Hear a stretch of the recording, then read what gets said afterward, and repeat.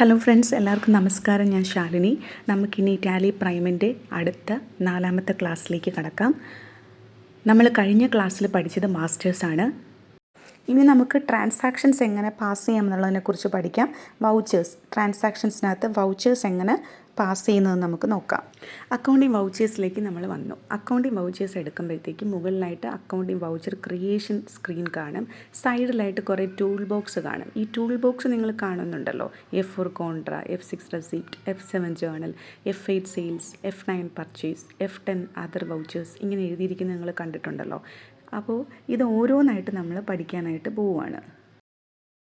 ആദ്യത്തെ voucher F4 കോൺട്ര. എന്താണ് ഈ കോൺട്ര വൗച്ചർ എന്നുള്ളത് നമുക്ക് നോക്കാം. ഉദാഹരണത്തിന് cash deposited into bank 20,000. ഇങ്ങനെ ഒരു ട്രാൻസാക്ഷനാണ് നമ്മുടെ ഓഫീസിൽ നടക്കുന്നത് എന്ന് വിചാരിക്കുക. ഇതൊരു ട്രാൻസാക്ഷനാണ്. ഇതിനെ നമുക്ക് റെക്കോർഡ് ചെയ്യാനായിട്ട് സാധിക്കണം.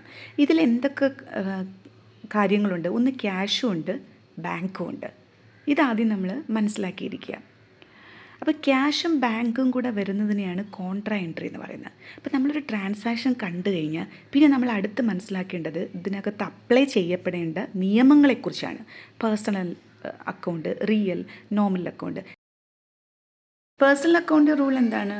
Debit the receiver, credit the giver. Real account ആകുമ്പോഴോ റിയൽ അക്കൗണ്ട് റൂൾ അനുസരിച്ചാണെങ്കിൽ debit what comes in, credit what goes out. Nominal account ആകുമ്പോഴത്തേക്കും എന്തായിരിക്കും? Debit all expenses and losses, credit all incomes and gains. ഇങ്ങനെ എഴുതി തന്നെ പറഞ്ഞു തരാനുള്ളൊരു കാരണം, accounting background ഇല്ലാത്ത ഒരാളാണ് ഇത് കാണുന്നതെങ്കിൽ ഈ പറയുന്ന ഡെയിലി നടക്കുന്ന ട്രാൻസാക്ഷൻസ് അക്കൗണ്ടിങ് ലാംഗ്വേജിലേക്ക് മാറ്റണമെങ്കിൽ നമുക്ക് ഈ പറയപ്പെടുന്ന 3 നിയമങ്ങളും മനസ്സിലാക്കിയിരിക്കേണ്ടതുണ്ട്. അപ്പോൾ ഈ ട്രാൻസാക്ഷൻസ് എങ്ങനെ ഈ നിയമം അനുസരിച്ച് പാസ് ചെയ്യാം എന്നുള്ളത് നമുക്ക് നോക്കാം. ക്യാഷ് ഒരു അസറ്റാണ്. റിയൽ അക്കൗണ്ടിനകത്ത് ഉൾപ്പെടുന്നതാണ്. മണിയായിട്ട് കൺവേർട്ട് ചെയ്യാൻ പറ്റുന്നതെല്ലാം അസറ്റ്സാണ്. അതോടൊപ്പം ബാങ്കും ഒരു അസറ്റ്സാണ്. അപ്പോൾ ഇത് രണ്ടും ഉൾപ്പെടുന്ന നിയമം എന്ന് പറയുന്നത് റിയലാണ്. അപ്പോൾ റിയൽ അക്കൗണ്ടിൻ്റെ നിയമമാണ് ഈ ട്രാൻസാക്ഷൻസിനകത്ത് നമ്മൾ ഉപയോഗിക്കേണ്ടത്. റിയൽ അക്കൗണ്ടിൻ്റെ നിയമം എന്താണ്? Debit what comes in, credit what goes out. ഈ നിയമപ്രകാരം എന്തിനെയാണ് നമ്മൾ ഡെബിറ്റ് ചെയ്യേണ്ടതും ക്രെഡിറ്റ് ചെയ്യേണ്ടതും നോക്കാം. ബാങ്കിലേക്ക് നമ്മൾ പണം നിക്ഷേപിച്ചു. അപ്പോൾ ക്യാഷ് ഓർഗനൈസേഷനകത്ത് നിന്നും പുറത്തേക്ക് പോവുകയാണ്, ബാങ്കിലേക്ക് പോവുകയാണ്. അപ്പോൾ ക്യാഷ് ഗോസ് ഔട്ട്. അതുകൊണ്ടാണ് ക്യാഷിന് ക്രെഡിറ്റ് ചെയ്തത്. ബാങ്കിലേക്ക് എത്തപ്പെടുന്നു. ബാങ്കും ഒരു റിയലാണ്, അസറ്റാണ്. Debit what comes in. എന്താണ് ബാങ്കിലേക്ക് വന്നത്? ക്യാഷ്. അപ്പം വരുന്ന ബാങ്കിനെ ഡെബിറ്റ് ചെയ്യുക. അപ്പം ബാങ്കിനെ ഡെബിറ്റ് ചെയ്തു, ക്യാഷിനെ നമ്മൾ ക്രെഡിറ്റ് ചെയ്യുക. അപ്പോൾ നമുക്ക് എങ്ങനെ ഇതിൻ്റെ ജേർണൽ എൻട്രി ഫോം ചെയ്യുന്നു എന്ന് നോക്കാം. ബാങ്ക് അക്കൗണ്ട് DR എന്ന് പറഞ്ഞാൽ ഡെറ്റർ, അങ്ങനെയാണ് നമ്മളത് പ്രൊനൗൺസ് ചെയ്യേണ്ടത്. Bank account debtor to cash. Credit ചെയ്യേണ്ടത് ക്യാഷ്. ക്രെഡിറ്റിന് 2 എന്ന് പറയുന്ന ഫോമിലേക്ക് മാറ്റിയിട്ട് നമുക്ക് 2 കൊടുക്കാം. 2 എന്ന് പറഞ്ഞാൽ CR എന്നുള്ളൊരു മീനിങ് തന്നെയാണ്. അപ്പോൾ bank account debtor to cash. ഇത് ഇത്തരത്തിലുള്ള ട്രാൻസാക്ഷൻ ബാങ്കും ക്യാഷും വന്നാൽ അത് കോൺട്ര. നമുക്ക് ആ വൗച്ചർ ടാലിയിൽ എങ്ങനെ റെക്കോർഡ് ചെയ്യാം നോക്കാം. അക്കൗണ്ടിങ് വൗച്ചറിൽ വരിക. ആദ്യത്തെ സ്റ്റെപ്പ് എന്ന് പറഞ്ഞാൽ ഒരു ഡേറ്റ് ചേഞ്ച് ചെയ്യുക എന്നുള്ളതാണ്. ഡേറ്റ് ചേഞ്ച് ചെയ്തതിന് ശേഷം F4 കോൺട്ര എടുക്കുക. ആദ്യം CR ആണ് കിടക്കുന്നത്. ലെഡ്ജർ, ലിസ്റ്റ് ഓഫ് ലെഡ്ജറിൽ നിന്നും ക്യാഷ് സെലക്ട് ചെയ്യുക. നെക്സ്റ്റ് DR വരും. DR വരുമ്പോഴത്തേക്കും സൈഡിൽ കാണുന്ന ലിസ്റ്റ് ഓഫ് ലെഡ്ജറിൽ ബാങ്ക് അക്കൗണ്ട് ഇല്ലാത്ത ലെഡ്ജർ ആണെങ്കിൽ നമ്മൾ ക്രിയേറ്റ് ചെയ്യണം. ഇവിടെ നിന്നുകൊണ്ട് തന്നെ ക്രിയേറ്റ് ചെയ്യാം. ക്രിയേഷൻ സ്ക്രീനിലേക്ക് പോകുന്നത് Alt+C എന്ന് പറയുന്ന ഷോർട്ട് കട്ട് കീ ഉപയോഗിച്ച് പോകാം. അല്ലെങ്കിൽ ലിസ്റ്റ് ഓഫ് ലെഡ്ജർ അക്കൗണ്ട്സിൻ്റെ സൈഡിലായിട്ട് കാണുന്നുണ്ടല്ലോ ക്രിയേറ്റ്, അതിൽ ക്ലിക്ക് ചെയ്ത് കയറുക. ക്ലിക്ക് ചെയ്തതിന് ശേഷം ലെഡ്ജർ ക്രിയേഷൻ്റെ വിൻഡോയിലേക്ക് വന്നു. അവിടെ നെയിം എന്ന് എഴുതിയിരിക്കുന്ന ആ പ്ലേസിൽ നമുക്ക് ആവശ്യമായിട്ടുള്ള ലെഡ്ജർ ഹെഡുകൾ ഉണ്ടാക്കണം. ഇവിടെ വേണ്ടുന്നത് ബാങ്ക് അക്കൗണ്ടാണ്. ഏത് ബാങ്ക് അക്കൗണ്ടാണ് നമ്മുടേത് ആ അക്കൗണ്ട് നെയിം അവിടെ കൊടുക്കുക. അണ്ടർ ബാങ്ക് അക്കൗണ്ട്സ് കൊടുക്കുക. അതിനുശേഷം ആ അക്കൗണ്ട് നമ്പറും IFSC കോഡും ബാങ്കിൻ്റേതായ ഇൻഫർമേഷൻസ് അവിടെ ടൈപ്പ് ചെയ്ത് കൊടുക്കാനായിട്ട് ശ്രമിക്കുക. ഇതിന് ശേഷം ഈ വിൻഡോ സേവ് ചെയ്യുന്ന ടാലിയിൽ ഏത് വൗച്ചർ ടൈപ്പ് ആണെങ്കിലും ഏത് ഏരിയ ആണെങ്കിലും സേവ് ബട്ടൺ Ctrl A ആണ്. അല്ലെങ്കിൽ എൻ്റർ കീ പ്രസ് ചെയ്തിട്ട് ആക്സെപ്റ്റ് എന്ന് കാണിക്കുന്നത് വരെ എൻ്റർ ചെയ്യുക. എന്നിട്ട് ഒന്നും കൂടെ എൻ്റർ കീ പ്രസ് ചെയ്യുക. അതിനുശേഷം സ്ക്രീനിലേക്ക് വരും. എന്നിട്ട് ഈ എൻട്രി നമ്മൾ എന്ത് ചെയ്യണം? സേവ് ചെയ്യണം. സേവ് ചെയ്യുമ്പോഴത്തേക്കും ബാങ്ക് അലോക്കേഷനും ഇതേപോലെ ഡിനോമിനേഷൻസ് ഒക്കെ കാണും. അവിടെ ഡിനോമിനേഷൻ കൊടുക്കണമെന്ന് നിർബന്ധമില്ല, കൊടുത്താലും കുഴപ്പമൊന്നുമില്ല. നമ്മൾ ഏത് എമൗണ്ടിലാണ് ബാങ്കിൽ കൊണ്ട് ഡെപ്പോസിറ്റ് ചെയ്തത് എന്നുള്ള ഒരു മീനിങ് ആണ് ഡിനോമിനേഷൻ കൊണ്ട് ഉദ്ദേശിക്കുന്നത്. ബാങ്ക് അലോക്കേഷൻ കയറി വരുമ്പോഴത്തേക്കും അവിടെ ഇൻസ്റ്റാൾമെൻറ്റ് നമ്പർ, ഇൻസ്റ്റാൾമെൻറ്റ് ഡേറ്റ് ഇങ്ങനെ കാണും. ചെക്കാണെങ്കിൽ ആ ചെക്കിൻ്റെ ഇൻഫർമേഷൻസ് കൊടുക്കാനാണ് ഇങ്ങനെ ഒരു വിൻഡോ വരുന്നത്. അവിടെ സ്കിപ്പ് ചെയ്യുക. കറക്റ്റായിട്ട് നരേഷൻ കൊടുക്കുക. നരേഷൻ കൊടുത്തു കഴിഞ്ഞതിന് ശേഷം എന്താണ് നടന്നത് എന്നുള്ള കാര്യത്തെയാണ് നരേഷൻ എന്ന് പറയുന്നത്. ആ നരേഷൻ കൊടുത്തു കഴിഞ്ഞതിന് ശേഷം ഈ ജേണൽ എൻട്രി സേവ് ചെയ്യുക. കൺട്രോൾ എ കൊടുത്ത് ആക്സെപ്റ്റ് ചെയ്യുക. ഇതാണ് ചെയ്യേണ്ട ആദ്യത്തെ സ്റ്റെപ്പ്. ഇങ്ങനെയാണ് കോൺട്രാ എൻട്രി ചെയ്യുന്നത്. അടുത്തൊരു എക്സാമ്പിൾ നോക്കിയാലോ. Purchased furniture from Raju by cash 2000. Cash കൊടുത്ത് നമ്മൾ ഫർണിച്ചർ പർച്ചേസ് ചെയ്തു രാജുവിൻ്റെ കയ്യിൽ നിന്ന്. ഇതൊരു ക്യാഷ് ട്രാൻസാക്ഷനാണ്. കാരണം ഇമ്മീഡിയറ്റ് ആയിട്ട് നമ്മുടെ കയ്യിൽ നിന്ന് പണം പോയിട്ടുണ്ട്. പക്ഷേ നമ്മൾ ഇതിൽ നിന്ന് കുറച്ച് കാര്യങ്ങൾ മനസ്സിലാക്കേണ്ടതുണ്ട്. ഇതിനകത്ത് ഫർണിച്ചറുണ്ട്. അപ്പോൾ നമ്മൾ തരംതിരിച്ച് എഴുതണം. അത് റിയൽ അക്കൗണ്ട്. രാജു അതൊരു പേഴ്സണൽ അക്കൗണ്ട്, വ്യക്തിയുടെ പേര് വരുന്നതുകൊണ്ട് അത് പേഴ്സണൽ അക്കൗണ്ട്. ക്യാഷ് അത് റിയൽ അക്കൗണ്ട്, അസറ്റാണ്.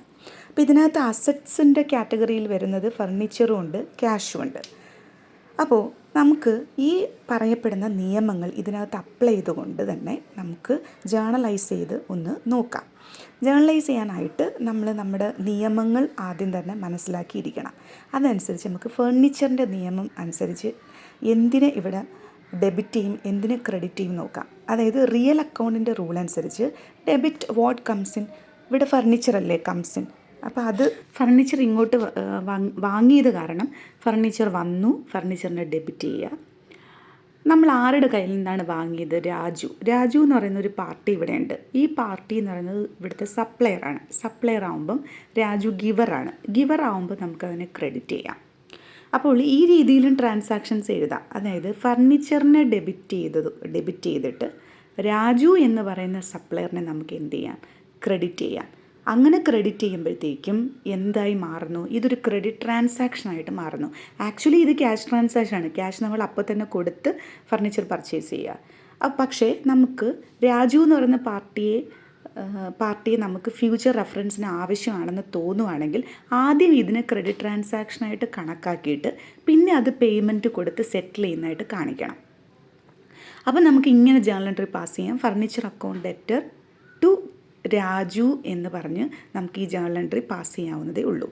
അപ്പോൾ രാജുവിന് ക്രെഡിറ്റ് കൊടുക്കുന്നത് വഴി രാജു എന്തായി മാറും? സപ്ലയറാണ്.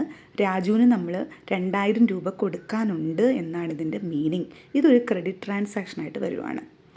ഇത്തരത്തിലുള്ള ഫർണിച്ചർ ഒരു ഫിക്സഡ് അസറ്റായിട്ടുള്ള ഫർണിച്ചർ, നമ്മുടെ ഓഫീസ് ആവശ്യത്തിന് വേണ്ടിയിട്ട് വാങ്ങുന്ന ഫർണിച്ചർ, ആ ഓഫീസ് ഡീൽ ചെയ്യുന്ന സ്റ്റോക്കോ പ്രോഡക്റ്റോ ഒന്നുമല്ല. നമ്മളിത് വിറ്റ് കാശാക്കുന്നില്ല. നമ്മുടെ ഓഫീസിൻ്റെ ഉപയോഗത്തിന് വേണ്ടിയിട്ട് വാങ്ങുന്ന ഫർണിച്ചർ അതൊരു ഫിക്സഡ് അസറ്റാണ്. അപ്പോൾ രാജു എന്ന് പറയുന്ന പാർട്ടിയെ ക്രെഡിറ്റ് ചെയ്യുന്നത് വഴി ഇതൊരു ക്രെഡിറ്റ് ട്രാൻസാക്ഷനായിട്ട് മാറുകയാണ് ചെയ്യുന്നത്.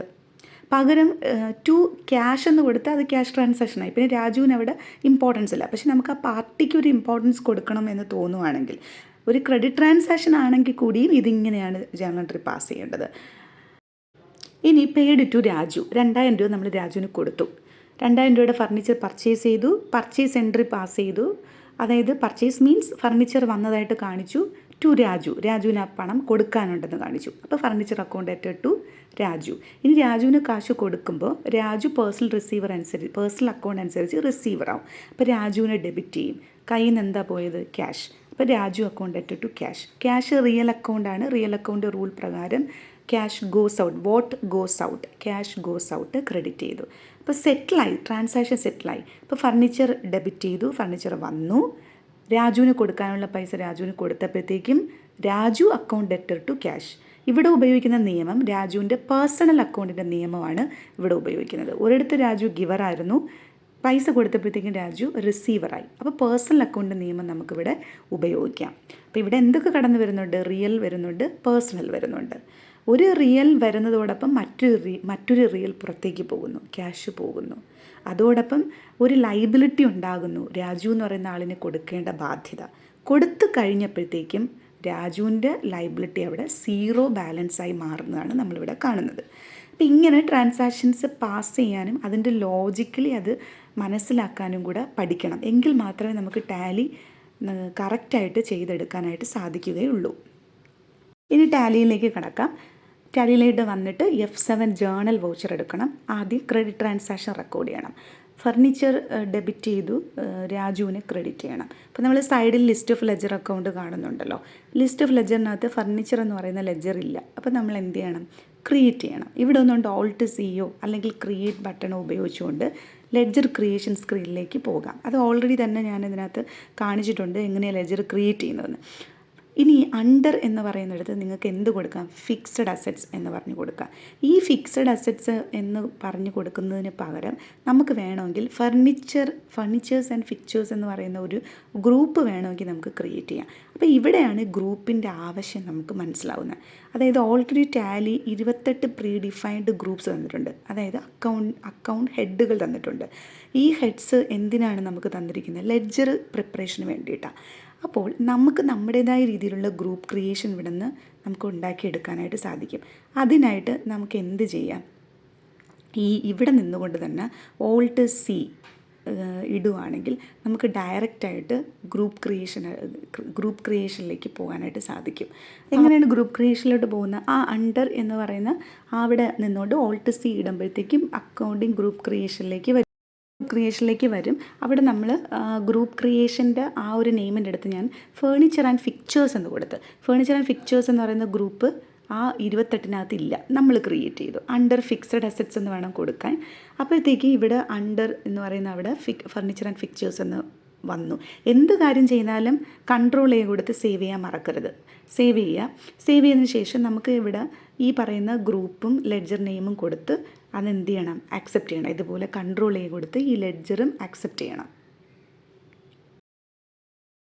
ആക്സെപ്റ്റ് ചെയ്യുമ്പോഴത്തേക്കും ഇവിടെ DR ഫർണിച്ചർ എന്ന് പറഞ്ഞ് വന്നു. നമ്മൾ ആ ലെഡ്ജർ ക്രിയേറ്റ് ചെയ്തു. ഫർണിച്ചർ അക്കൗണ്ട് കൊടുത്ത് നേരെ അതിൻ്റെ എമൗണ്ട് കൊടുക്കുക. CRൽ നമ്മൾ എന്താ കൊടുക്കേണ്ടത്?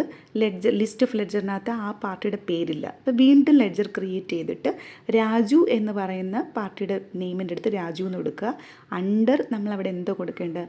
സൺട്രി ക്രെഡിറ്റേഴ്സ് വേണം കൊടുക്കാൻ.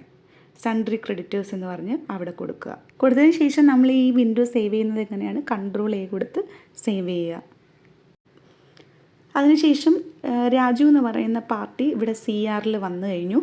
അപ്പോൾ furniture account added to Raju കണ്ടു കഴിഞ്ഞല്ലോ. അപ്പോൾ ഇങ്ങനെയാണ് ഒരു ജേണൽ വൗച്ചർ നമ്മൾ പ്രിപ്പയർ ചെയ്യുന്നത്. അപ്പോൾ ജേണൽ വൗച്ചർ എന്ന് പറയുന്നത് ക്രെഡിറ്റ് ട്രാൻസാക്ഷൻ, ഇത്തരത്തിലുള്ള ക്രെഡിറ്റ് ട്രാൻസാക്ഷൻസ് പോസ്റ്റ് ചെയ്യാനും നമ്മൾ ജേണൽ വൗച്ചർ യൂസ് ചെയ്യും.